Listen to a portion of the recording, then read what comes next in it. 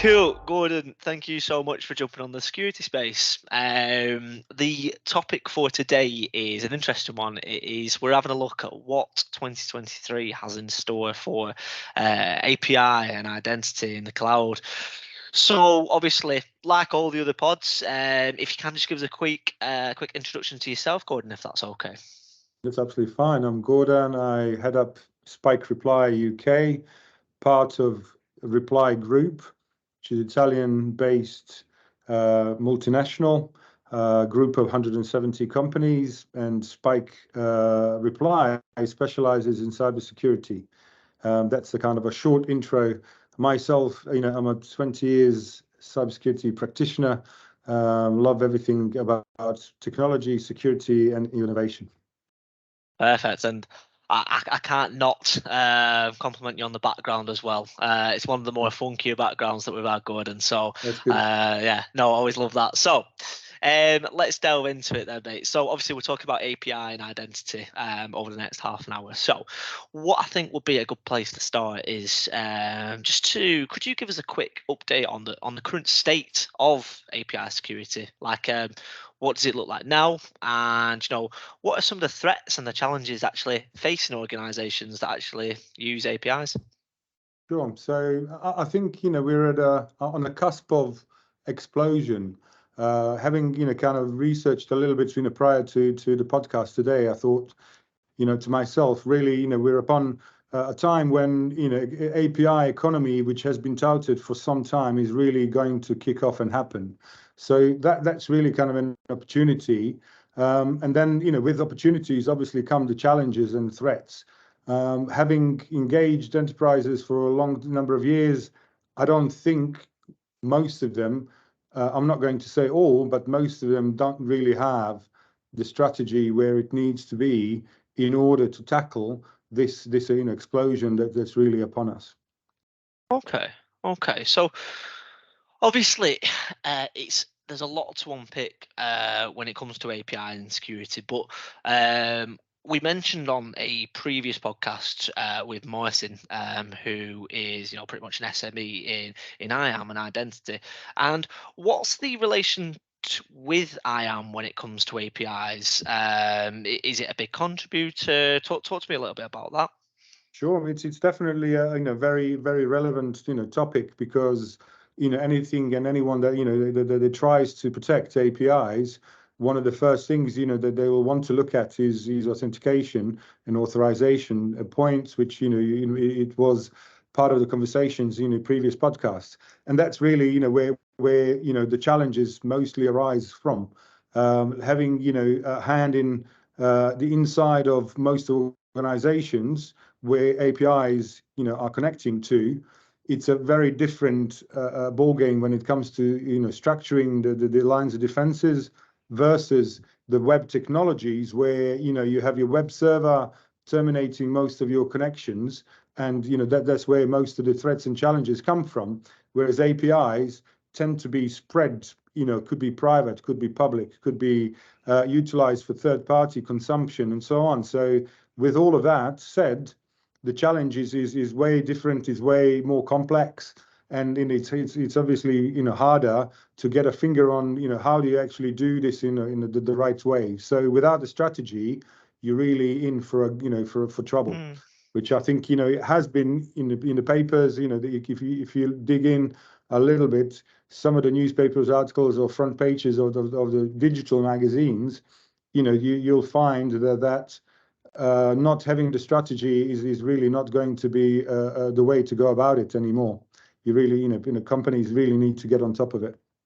Okay, and so is 2023? Will it have anything massively different in terms for in store for API and identity? Say in comparison to 5 years ago, what is the difference in the landscape 5 years ago to today in APIs and identity?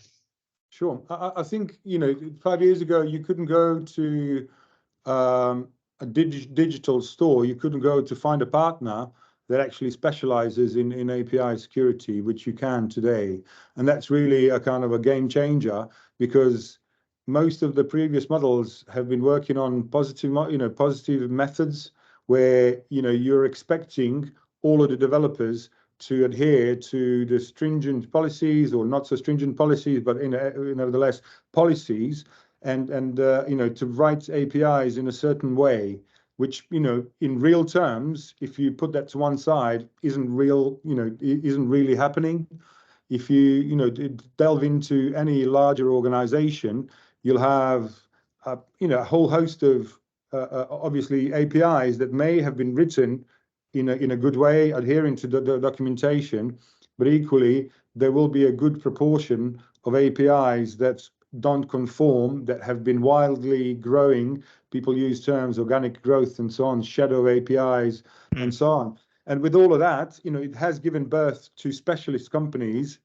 I won't be name dropping, but we certainly engage in a number of them that are able to bring a specialist kind of view where we're not looking at a positive model anymore, but we're actually looking at discovery, looking at observability, looking at ability to action in real time. Take action in real time for the APIs that don't behave in a way that that they should, which is far different to 5 years ago when you were kind of just happily going ahead, plotting, putting RESTful APIs or SOAP APIs or whatever they may be in use, without actually a lot of regard how secure they are. There are specialist companies today. We're, as I said, partnering up with some of them, and they definitely are, bringing toolbox items that are needed to actually get on top of this game. Yep. No, and I've never thought of it like that. That's really interesting. And what I would ask you, it's a little bit of a curveball. Sure. So, as I mentioned, I had an episode with Morrison from Forge Rock a few weeks ago now, and we talked about identity, and we'll jump back to APIs in a second. But the whole topic was why IAM is probably seen as the forgotten pillar of security. I just want to ask that question to you. Why is identity sometimes forgotten in the world of cyber? Why isn't it more relevant? Why aren't people more aware of it when it seems like such a lean way of doing security? What's your absolute thoughts on why identity sometimes is forgotten? Sure, I think it's a valid statement that it's not, I wouldn't say it's forgotten fully, but it isn't taken as seriously. I would paraphrase it as seriously as it needs to be. And I think the prominence of its importance has actually risen with proliferation of cloud technologies, with the way BYOD came around, and also the trend where we're going. In essence, zero trust has been brought in with similar kind of view, where identity needs to be taken into consideration as a new parameter. So perimeter previously, you put a firewall and say anything on the inside was secure. Anything outside is not corporate. We don't care. We don't need to protect. Now, you need to be looking at each of your employees' assets.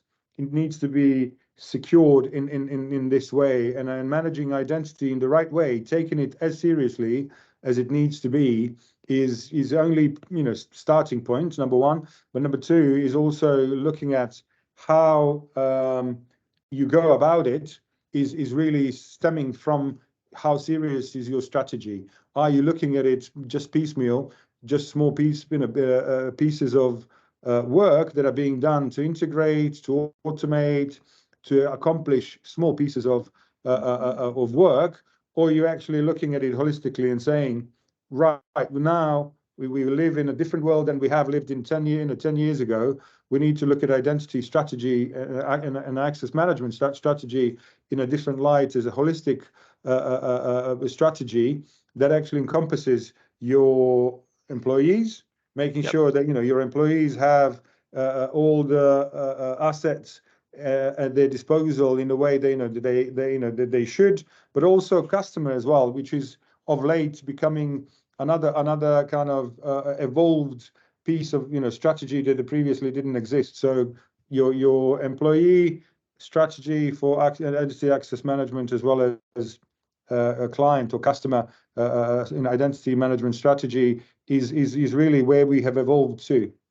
Nice. And yeah, somehow there, Gordon, you managed to sum up a whole podcast that I did with Morrison in your 2-3 minute answer there. So yeah, really well done to deal with my curveball well there. So yeah, just jumping back then. So one of the questions I was thinking of was, how can companies how can they sort of ensure that their their API and their identity strategy are actually aligned with their overall business goals and objectives? How do the two sort of marry up? So I think I'll start with identity, because you almost can't escape from having to handle the identity as a question. And start with that. For any corporation, really, for me, would be making sure that you look at what your business looks like. What are you in the game of? What is your business demanding, and have that as a driver, because unless you do that, you very quickly lose sight of what was actually the whole point of the exercise. So, for example, if you're looking at e-commerce business, it may be very different to a business that's heavily reliant upon physical things. Maybe you have a logistics company with the warehouses and so on. So let this be the beginning of the kind of strategy setting and foundation, so that you start with the right kind of components of your identity strategy in mind, and then roll on from there, because it is a long journey. It isn't something that you snap your fingers, you write a policy, and it all happens. It needs to be really taken into consideration that it may be a several multi-year program. It may also depend on number of users you may have. Some organizations we work with have tens of thousands of users to onboard once they have actually decided what is their identity strategy look like. And that takes a long time. Then also, on the other side, application wise, you may have hundreds, some organizations may have thousands of applications that need to be onboarded into identity platform. For it to happen, it's going to take time. So again, it's not a destination that you're able to flick the switch and it all happens. It's really about the journey and being prepared to go on this journey. So that's the kind of identity piece. And then from there, I would think that APIs as one part of the overall economy of a company, it needs to be derived from, so that once you've chosen your identity platform, you know how you're going about it, you've set the strategy, you've understood that it actually is going to be a journey that may take some time, is going to cost money, but ultimately, being serious about it and investing in it in the right way is actually going to be cheaper than hobbling along with patchwork of multiple ecosystems of different devices and different systems. Then you get to the API strategy, where it almost kind of feeds in as one part of it. And some of the answers might be more obvious than others. If you're using a certain platform, they will almost by definition govern how your APIs are utilizing either multi-factor authentication, or maybe a single sign-on, and all other pillars within identity. But equally, it's all feeding from kind of starting with the right choices when it comes to the platform, and then building upon it, and APIs certainly will feed into that as well, broader picture. And you kind of mentioned the next steps. Obviously, we've talked about how they sort of marry up. We've talked about the next steps, and I just want you to sort of, just elaborate a little bit further. So, what do you sort of see, the role of APIs and identity in the future of the SDLC, of the software development and security teams moving forward? Sure. So, kind of, this is where I spend a bit of time with my team.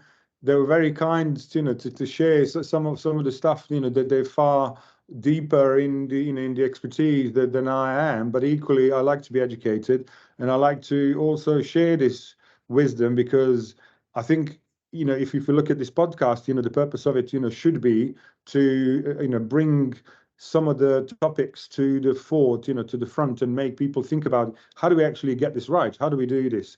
So some of the points, that we highlighted really is when, any company wants to get on with, let's say, API security as an example, and really start being serious about it. We talk about, reviewing documentation and reviewing how are you actually thinking that you're doing today. Look at you maybe API gateways, are utilizing API proxies, and get a picture of what you think the world looks like. From there, you can obviously build a schema and look at the types of APIs, that you have underneath. But without discovery, you will only see the kind of possibly point in time with documentation that has been written at some point, and how good it is probably outdated the minute it's written. But equally, it is good. It's a good starting point to make sure that you look at how does that organization actually think it's doing. Second stage will be discovery, looking at in real terms, lifting the bonnet, kicking the tires, as some people say, and looking at what is actually looking in real terms. Do you have shadow API set that is doing stuff that's useful, but it isn't protected? How much of sensitive data is flowing through these APIs, and really, kind of get a good picture of, what the organization's API ecosystem looks like. Once you've got that, update, you should pretty much update the documentation and look at, it's as okay, this is what we're starting off of. Ideally, you would think you should have that up to date, but equally, in equal terms, we all know operation never is what what documentation says. So this enables it to align. Once you've accomplished that, you're really looking at authorization, authentication, getting to the point where you're looking at what your APIs look like in terms of testing. Is everything the way you are prescribing in real terms? And then you only then really coming to addressing the API security, whether you are in a game of utilizing OWASP top 10. That's a good starting point. There's a lot of documentation out there that will enable you to have a starting point, but equally, OWASP top 10 is never a bad choice. Mm. Once you've gone through that, and once you've worked out what are the challenges, what are the flaws, and you've given it some thought to fix it without actually trying to get a sticky tape and plaster, you should be then looking at your API protection. How are you going to protect your APIs? Do you have web application firewalls capable of performing some of this? You would talk about Akamai's, your Imperva's, your Cloudflare's, and so on. Some of them have better than other strategies, but equally, we're big proponents of RASP, which is runtime application security protocol, which is relevant when it comes to to this as well. So also wrapping it into API gateways and making sure that whatever you're doing is actually holistically sustainable, because there's no point in doing all of this good work, yep, and then walking away for it to all fall apart, or people start doing again a whole bunch of wild kind of API deployments. So really, getting the strategy to where it needs to be, so that developers, when they are building the APIs in the future, are actually feeding further into an ecosystem that's protecting itself, rather than kind of you being the policeman every time. Yeah. No, okay. No, that makes sense, and quite a lot of things that could definitely sort of moving forward in this area. And one things that I just wanted to sort of bring to light, or if you could bring to light for us, is actually some of the some of the reasons why it might not happen, or some of the challenges. So, what are the challenges for ensuring the security of API sort of transactions and data when it comes to you've mentioned obviously MFA and SSO a couple of times during this podcast. So what's some of the challenges ensuring the security of these? I think it tends to be kind of working both ways. Unless your strategy is flexible enough for developers to adhere to it, they will do whatever it's needed for them to launch whatever is a kind of a product or a service they are tasked to do. So really, it's got to be working both ways. The strategy needs to be flexible enough to make sure that it's actually easier to plug it in and not be doing anything wild and exotic. But at the same time, from the protection side, you need to have the observability and you need to perform discovery, sufficiently frequently enough to be able to stay on top.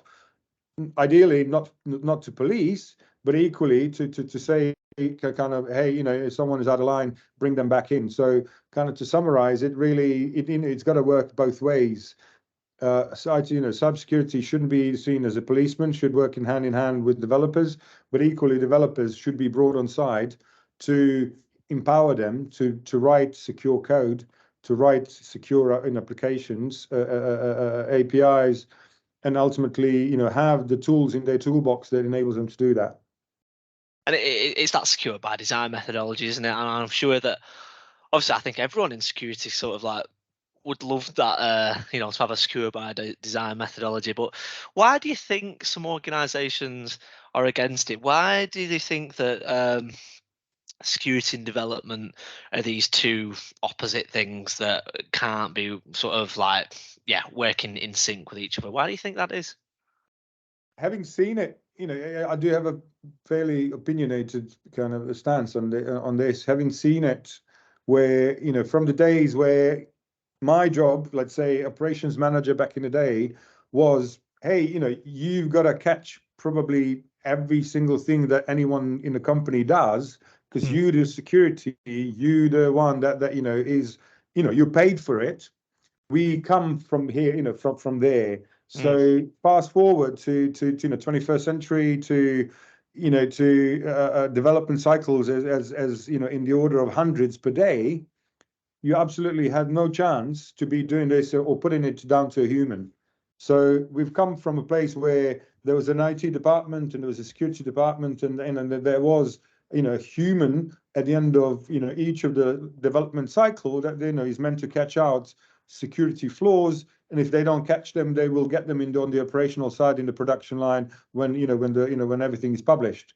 Today, really, is our job, so, and I look at it from a security practitioner point of view, to actually evangelize and to bring this to the front of developers' minds to say, look, this is way easier. This is if we are all on the same page and invest early, and as cliche word it might be, or term, shift the security left to the production a line where the code is being developed and code once, so you don't have to be making massive changes further down the line. You're not dependent or thinking it's sufficient to have the pen test done before you launch your application. It really is kind of shrinking this cycles where final kind of words on it.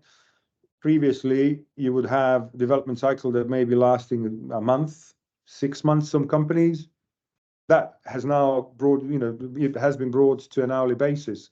It's just impossible to believe that there can be someone in a human race or humankind to follow this rate of releases, whereas previously it would possibly it could have been done, because if you have 6 months to get your code right, you probably have enough time. Whereas if you now have 6 minutes, probably you're out having lunch and you're missing the crucial bit of code.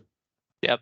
Yeah, and when I'm sort of speaking to people on a daily basis, anybody who's in an organization that security is an enabler, as opposed to the other section, it just works. But it's just the part of the battle is persuading organizations that security is there to work with you, not against you. We're not there just to, like you mentioned at the start of that answer, like, oh, we'll fix it. We're not just there to fix it. We're there to identify it and remediate it, and if we can like prevent it as well. There's so many other methods to it. So but yeah, no really interested answer.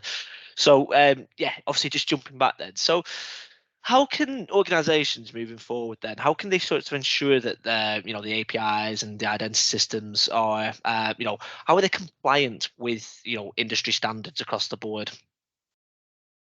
To comply, with industry standards is kind of, you can look at it two ways. There's, risk-based and compliance-based approach.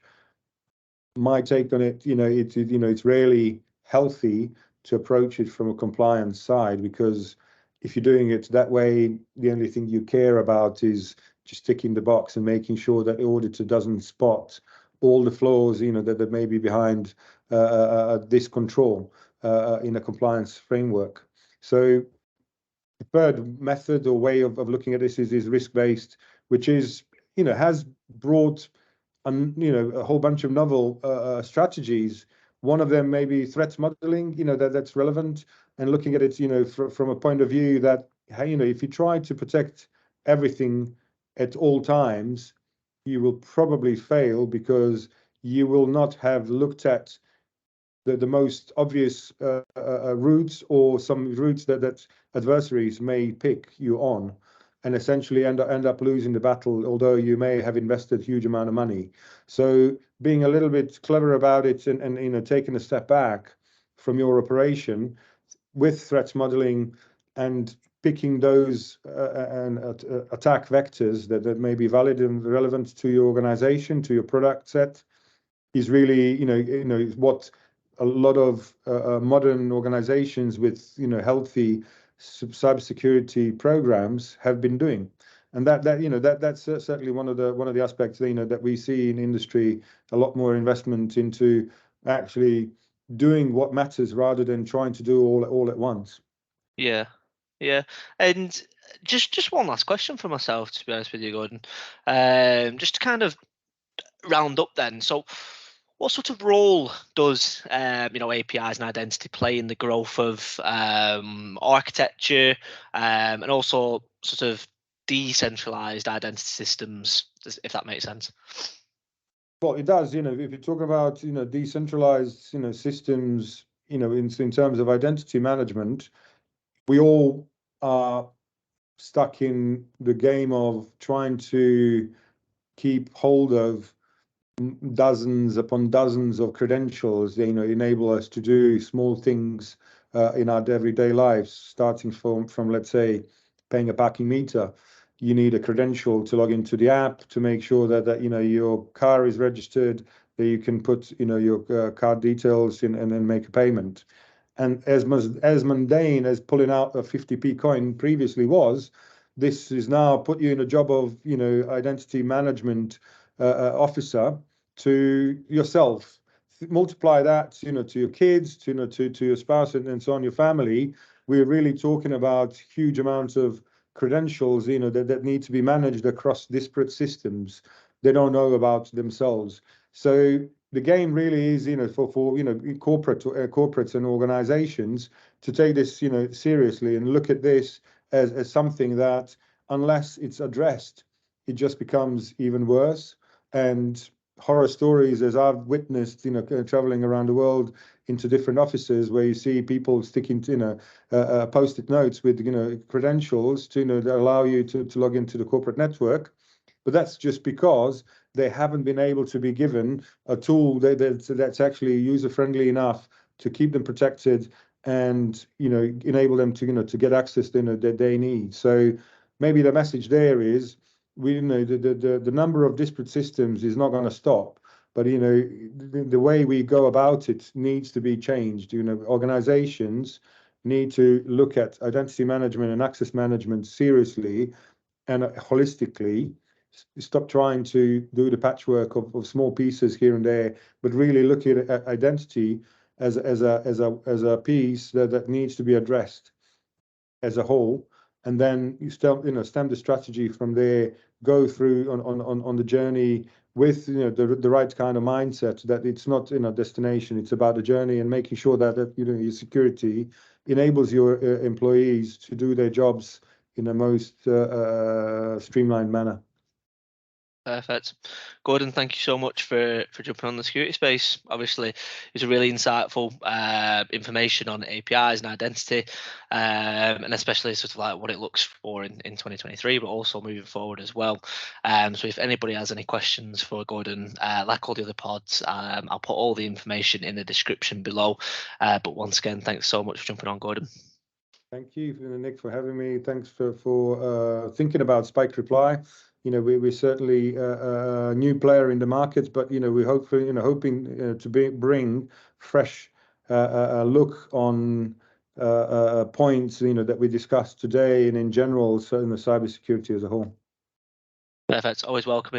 And yeah, obviously, if you ever want to do another episode, Gordon, just drop me a line, and I'm sure we can arrange one. Always another excuse to see the funky background as well. Perfect. Thanks a lot, babe. Thanks, Nick.